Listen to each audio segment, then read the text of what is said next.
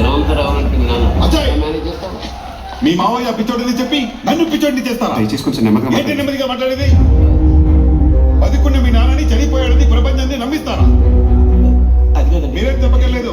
నేను పోలీసుడిని ఆ మాత్రం తెలుసుకోలేనా? ఏదో స్కామ్ చేసి కోర్టులో నొక్కేసి ఉంటాడు. అది తప్పించుకోవడానికి చనిపోయాడని ప్రచారం చేస్తున్నారు. సార్, మా నాన్న గురించి తప్పుగా మాట్లాడకండి. మాట్లాడడం కాదు, ఇలాంటి ఫ్యామిలీలో నా కూతుర్ని ఇవ్వడం కుదరదని ఆ పెద్ద మంచి మొహమ్మద్ అక్కడిగేస్తారు. ఎవరు ఎలాంటి వాళ్ళో తెలుసుకోకుండా నోటుకొచ్చినట్టు మాట్లాడి మీలాంటి వాడు కూతురు చేసుకోవడం నాకు ఇష్టం లేదు. వెళ్ళండి సార్. నిజమే ఒకటి తెలియక ఆయన అలా మాట్లాడుతున్నారు. నువ్వు కూడా ఆవేశపడడం అర్థం లేదు. ఏంటా నిజం?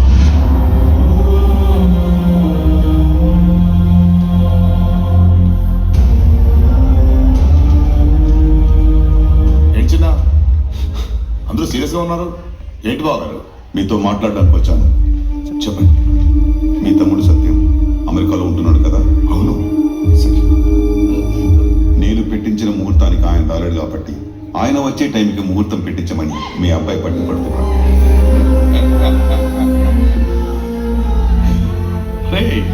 ముహూర్తాలు ఇద్దరు జీవితాలు బాగుండాలని పెడతారు. పెళ్లికి రాకపోతే బాబాయ్ రిసెప్షన్కి వస్తాడు. నా మాట విను. అలాగే నాన్న, మీ ఇష్టం. అది ప్రాబ్లమ్ సాల్వ్ గా. ఇప్పుడు నవ్వండి అందరూ. భోజనం చేశాను. అజయ్, ఇన్నాళ్ళు నువ్వు ఒక ఎఫిషియెంట్ ఆఫీసర్ మాత్రమే అనుకున్నాను, కానీ ఇంత సున్నితమైన మనసుందని ఊహించలేకపోయాను. ఒక మనిషిని కాపాడుకోవడం కోసం కుటుంబం అంతా కలిసి ఇంత తపన పడుతున్నారంటే ఇలాంటి ఫ్యామిలీలోకి నా కూతురు రావడం నిజంగా తన అదృష్టం. God bless you my boy.